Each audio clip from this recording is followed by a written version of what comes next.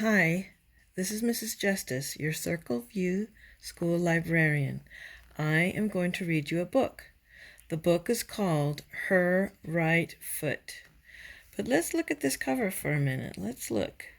We see something. We see a huge foot here, but this looks like people.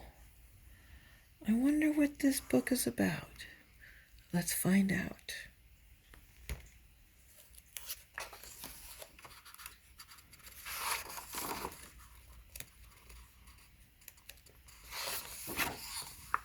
Her Right Foot by Dave Eggers. Art is by Sean Harris. You have likely heard of a place called France.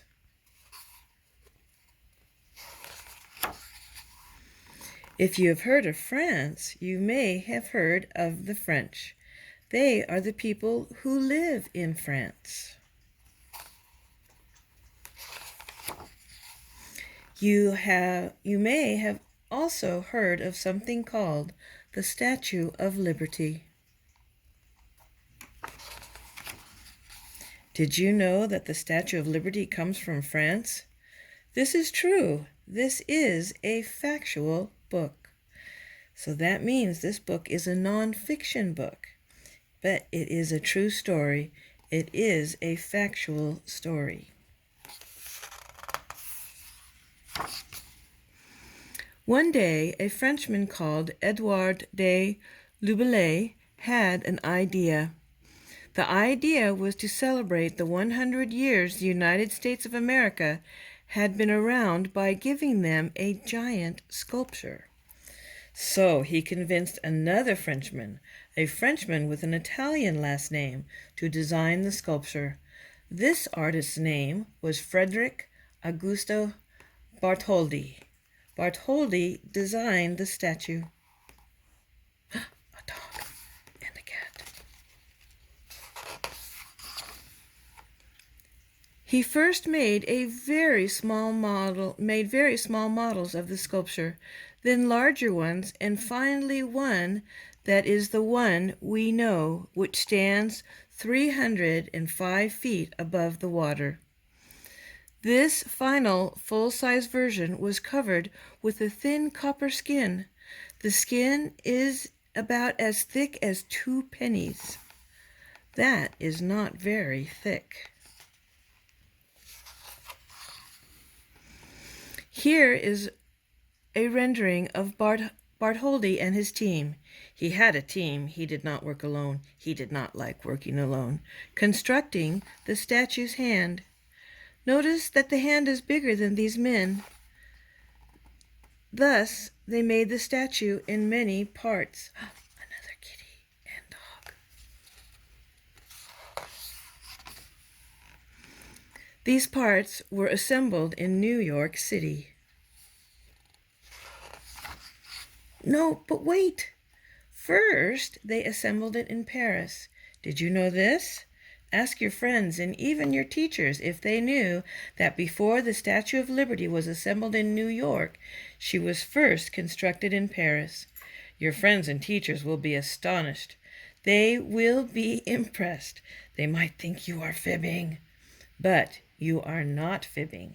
This really happened.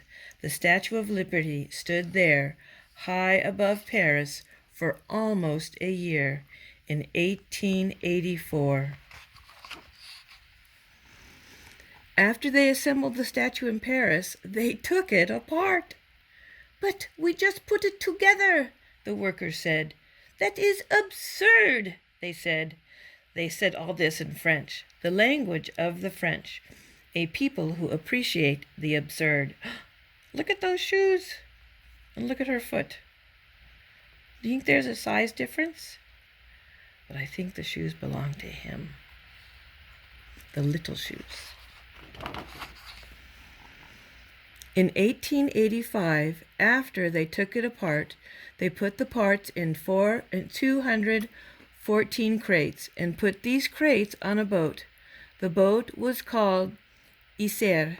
The boat traveled over the Atlantic Ocean and made its way to a city called New York, which is in a state also called New York.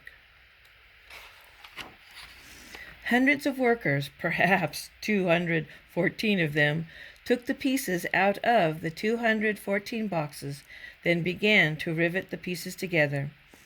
Assembling the statue took 17 months, and it all happened on what was then called Bedloe's Island. Here's New York, here's Brooklyn and Manhattan, and then here is the state of New Jersey.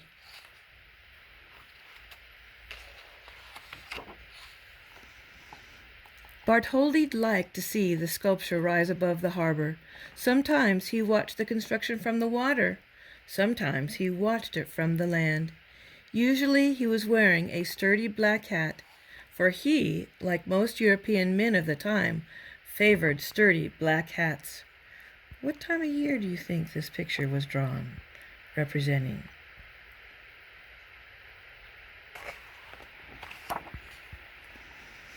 You may have noticed by now that the pictures of the Statue of Liberty in this book have her colored brown.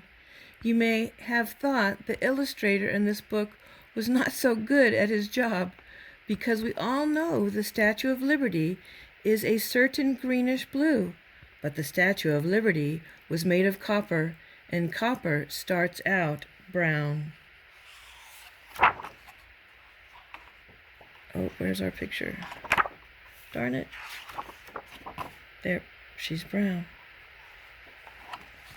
Then, very slowly, when left outside for long periods of time, copper will eventually oxidize, and when it does, it turns this blue-green color. So the Statue of Liberty that everyone in New York saw being constructed was actually brown. The Statue of Liberty, in fact, was brown for about 35 years. The statue turned green around 1920, and it has been this color ever since.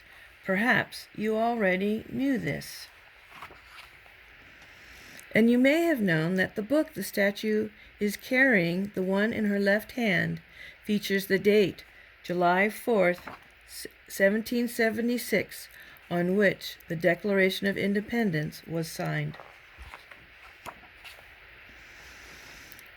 You may know that the 7 spikes on her crown represent the 7 seas on earth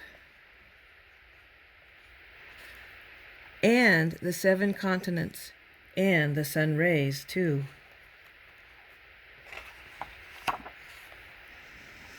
And you probably know that the torch she carries is a symbol of enlightenment, lighting the path to liberty and freedom. And you might have known that at one point, Thomas Edison, inventor of the light bulb and record player, once proposed to have a giant record player inside the Statue of Liberty. He did. He wanted the statue to be able to speak. In the end, though, this idea was considered a bit strange and was not pursued. And did you know that the interior of the statue was designed by another Frenchman by the name of Eiffel?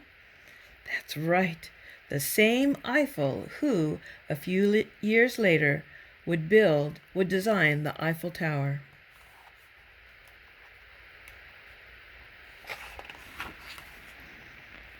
And did you know that while the statue was being constructed in Paris, a bunch of Parisians, mostly riders, they liked to eat, actually dined in the area just below the statue's knee.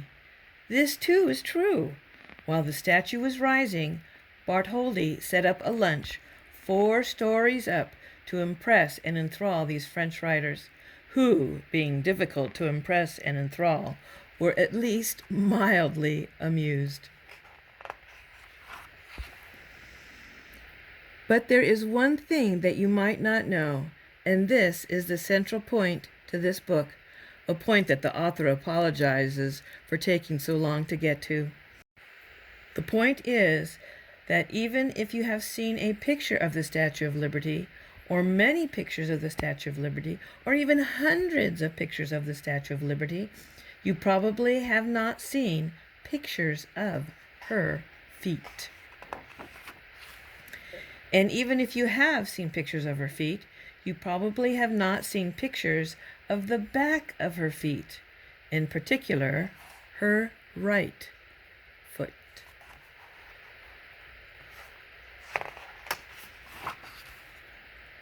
What do you notice when you see this picture?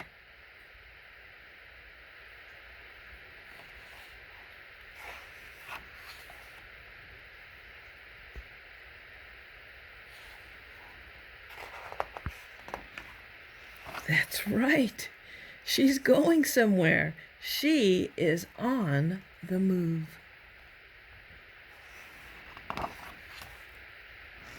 Let's pause here and collect ourselves and think about this. Let's discuss this. Let's think about and discuss the fact that this is the largest sculpture in all the land and the most iconic symbol of the United States of America. Let's talk about the fact that this statue has welcomed millions of visitors and immigrants to the USA. People talk about her unusual headwear. They talk about her gown, which seems a very heavy kind of garment and would likely result in serious lower back issues.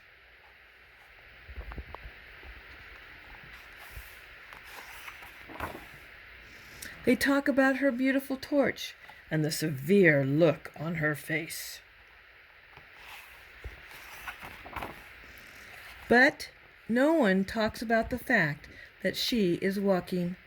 This 150-foot woman is on the go.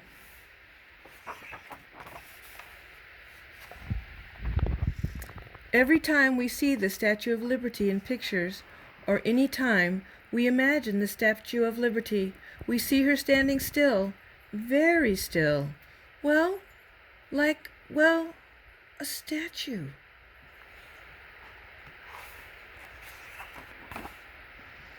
But she is moving. She weighs 450,000 pounds and wears a size 879 shoe, and she is moving. How can we all have missed this? Or even if we saw this and noticed this, how is it that we have seen and noticed a 450,000 pound human on her way somewhere and said, just another 150-foot woman walking off a 150-foot pedestal?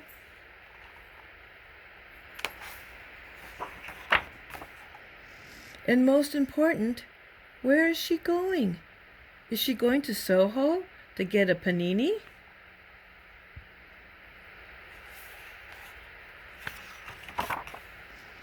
Is she going to West Village to look for vintage Nico records? There she goes. No, she is facing southwest. So she is facing New Jersey. Can she be going to Trenton?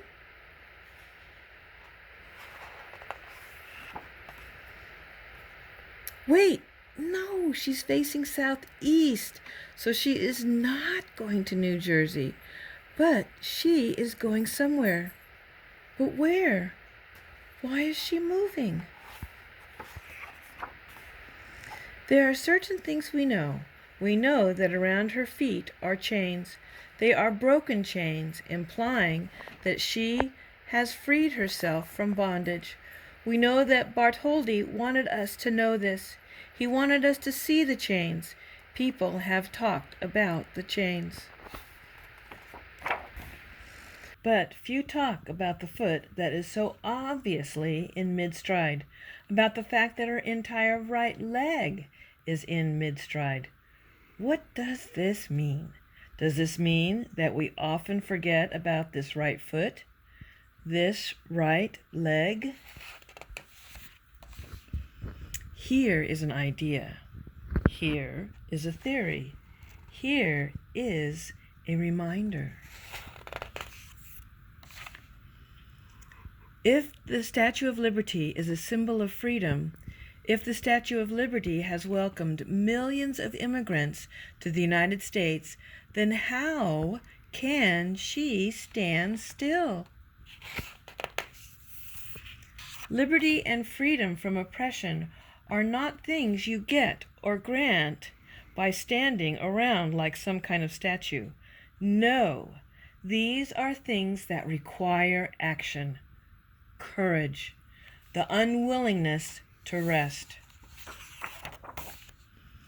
The Statue of Liberty was not built to welcome just 1,886 immigrants from Italy on one certain Sunday in, say, 1886. No, she was built to welcome 3,000 immigrants from Poland the next day. The next day, 5,000 Norwegians. After that, 10,000 Glaswegians. Then Cambodians. Then Estonians, Somalis, Nepalese, Syrians,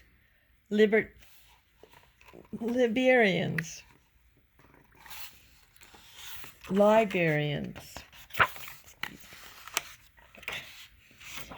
It never ends. It cannot end.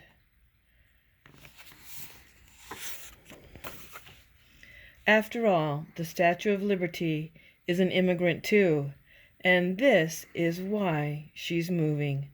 This is why she's striding.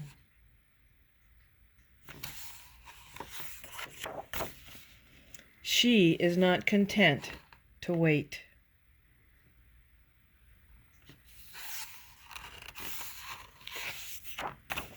She must meet them in the sea.